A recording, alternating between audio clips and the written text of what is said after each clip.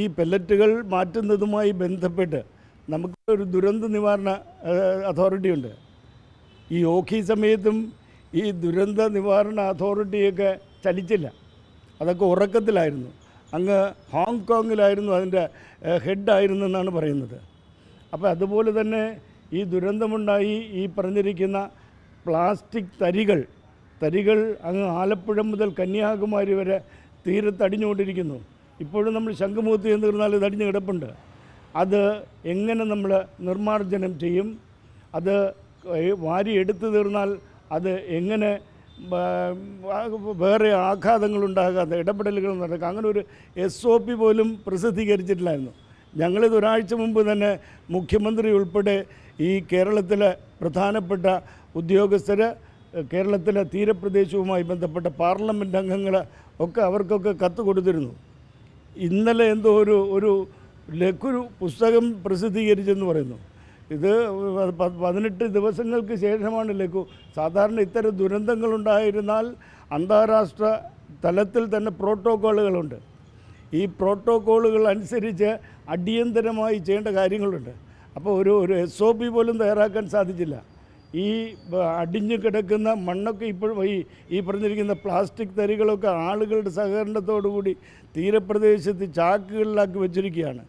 ഇതിൻ്റെ പാരിസ്ഥിതിക ആഘാതം ആരോഗ്യകരമായ നമ്മുടെ ആരോഗ്യ ഡിപ്പാർട്ട്മെൻറ്റ് ഇവിടെ ഉണ്ടോ എന്ന് തന്നെ സംശയമുണ്ട്. കാരണം ആരോഗ്യ ഡിപ്പാർട്ട്മെൻ്റ് ഒന്നും രംഗത്ത് വന്നിട്ടില്ല. അതുപോലെ നമുക്കൊരു പൊല്യൂഷൻ കൺട്രോൾ ബോർഡുണ്ട്. ആ കൺട്രോൾ ബോർഡിനെ ഇവിടെ കേൾക്കാൻ കഴിഞ്ഞിട്ടില്ല.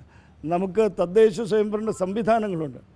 നമ്മൾ പറയുന്നത് പൊതുജനങ്ങളെയും സന്നദ്ധ പ്രവർത്തകരെയും ഈ പറഞ്ഞിരിക്കുന്ന സർക്കാർ സംവിധാനങ്ങളെയൊക്കെ ചടുലമായി ചലിപ്പിച്ച് ഈ ആഘാതങ്ങൾ പൊതുജനങ്ങളിൽ ആരോഗ്യ പ്രശ്നങ്ങൾ സൃഷ്ടിക്കും. ആരോഗ്യ പ്രശ്നങ്ങളിൽ ഉണ്ടാകാതിരിക്കാൻ വേണ്ടിയുള്ള അടിയന്തരമായ നടപടികൾ കൈക്കൊള്ളുമായിരുന്നു. അതുപോലെ തന്നെ ഈ ദുരന്തം കൈകാര്യം ചെയ്യേണ്ടത് കേരള സർക്കാർ എന്തെങ്കിലും 1000 രൂപയും 6 കിലോ അരിയല്ല കൊടുക്കേണ്ടത്. ഈ കമ്പനിയെ പ്രതി ചേർക്കണം. കമ്പനിയുടെ ഉദ്ദേശ്യം ഈ പറഞ്ഞിരിക്കുന്ന എല്ലാ ഇൻഷുറൻസ് കമ്പനികളിൽ നിന്ന് വലിയ തുക, കാരണം ഏകദേശം 28 വർഷമായി ഈ കപ്പൽ എൽസാ-3 കപ്പൽ കടലിലൂടെ ഓടുകയാണ്. അത് കണ്ടം ചെയ്യേണ്ട കാലം കഴിഞ്ഞു. അങ്ങനെ കണ്ടം ചെയ്യേണ്ട ഒരു കപ്പലിനെ ഈ പറഞ്ഞിരിക്കുന്ന ഇത്രയും പ്രക്ഷുബ്ധമായ ഒരു അന്തരീക്ഷത്തിൽ കടലിലൂടെ വലിയ മാരകമായ രാസപദാർത്ഥങ്ങൾ ഉൾപ്പെടുത്തിക്കൊണ്ട് കടലിലൂടെ അയച്ചപ്പോൾ അതിൻ്റെ ദുരുദ്ദേശം പൊതുജനങ്ങൾക്കും സാധാരണ ആളുകൾക്കൊക്കെ മനസ്സിലാകും. അതുകൊണ്ട് തന്നെയാണ് ഈ പറഞ്ഞിരിക്കുന്ന നമ്മുടെ ഈ അനാസ്ഥ, നമ്മുടെ ഭരണ സംവിധാനത്തിൻ്റെ അനാസ്ഥയൊക്കെ കൃത്യം മനസ്സിലാക്കിക്കൊണ്ടാണ് ഈ ഹൈക്കോടതി വളരെ കൃത്യമായി ഇടപെട്ടിരിക്കുന്നത്. ഇതിനകത്ത് അടിയന്തരമായ നടപടി ഉണ്ടാകണം. ഇതിനകം തന്നെ പൊതു താൽപ്പര്യ ഹർജികൾ പോയിട്ടുണ്ട്. പൊതു താൽപ്പര്യ ഹർജികളിൽ വരും ദിവസങ്ങളിലൊക്കെ പൊതുജനങ്ങൾ, മത്സ്യത്തൊഴിലാളികൾ ഉൾപ്പെടെ അവരുടെ ജീവനും അവരുടെ തൊഴിലിനുമൊക്കെ സംരക്ഷണം ആവശ്യപ്പെട്ട് ഹൈക്കോടതിയും അതുപോലെ തന്നെ നമ്മുടെ ഭരണ സംവിധാനത്തെയൊക്കെ സമീപിക്കും. എനിക്ക് പറയാനുള്ളത് ഈ എൽസാ-3യുടെ കാര്യം മാത്രമല്ല, ഈ ശ്രീലങ്കയിൽ നിന്ന് വന്ന സിംഗപ്പൂർ കപ്പൽ അത് വലിയ ഭയാനകമായ ദുരന്തമാണ് ഉണ്ടാക്കിക്കൊണ്ടിരിക്കുന്നത്. നമ്മുടെ കോസ്റ്റ് ഗാർഡും നേവിയും ഒക്കെ ശ്രമിക്കുന്നത് ഈ കപ്പലിന് ഉൾക്കടലിൽ കൊണ്ടിടാനായിട്ടാണ്. ഇപ്പോൾ ഉൾക്കടലിൽ ഇട്ടതുകൊണ്ട് ഈ പറഞ്ഞിരിക്കുന്ന ഇതിൻ്റെ ദുരന്തം യഥാർത്ഥത്തിൽ ഓൾറെഡി ബാധിച്ചു കഴിഞ്ഞു കേരളത്തെ. കാരണം ഉൾക്കടലിൽ നിന്ന് കടലോളങ്ങൾ ഇന്ന് കരയിലേക്കാണ് വരുന്നത്.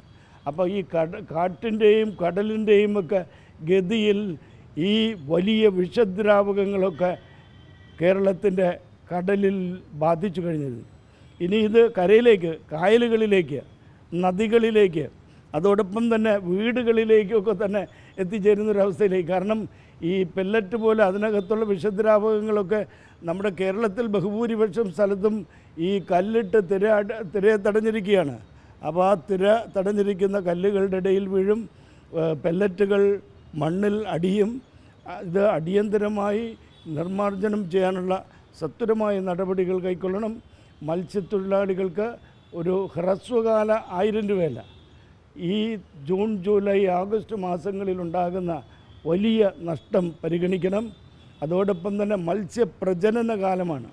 ഈ പ്രജനന കാലത്ത് മത്സ്യങ്ങൾ ഉൽപ്പാദിപ്പിക്കപ്പെടുന്ന ഒരു സാഹചര്യം വരും. അപ്പോൾ ദീർഘകാല അടിസ്ഥാനത്തിൽ ഈ പ്രശ്നത്തിൻ്റെ ഗൗരവം മനസ്സിലാക്കുകയും ഈ കമ്പനിയെ തന്നെ സർക്കാർ കമ്പനിയെ ഇതിൽ പ്രതി ചേർക്കണം. കമ്പനിയെ പ്രതി ചേർത്ത് കമ്പനി ഇതിൻ്റെ നഷ്ടം മുഴുവനും നികത്താനുള്ള നടപടികൾ. നമുക്കറിയാം മുൻകാലങ്ങളിലൊക്കെ ഇത്തരം ദുരന്തങ്ങൾ, യൂണിയൻ കാർബൈഡ് ദുരന്തം ഭോപ്പാലിലുണ്ടായപ്പോൾ ആ കമ്പനിയെ അതിൻ്റെ പ്രതി ചേർത്താണ് ഇത്തരം നടപടികളുണ്ടായത്. അതുപോലെ ചടുലമായ നടപടികൾക്കുള്ള നീക്കങ്ങൾ ഭരണ സംവിധാനത്തിൻ്റെ മുമ്പിൽ നിന്നുണ്ടാകണം.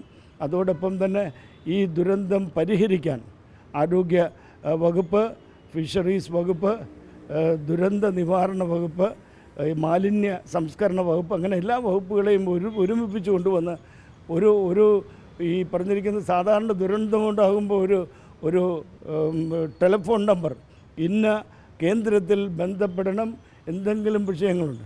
അങ്ങനെ ഒരു നിർദ്ദേശമോ ഒരു നടപടിയോ ഇതിൽ ഉണ്ടായിട്ടില്ല. വളരെ വളരെ നിരാശ തോന്നുന്നു ഇത്തരം അവസ്ഥയിൽ.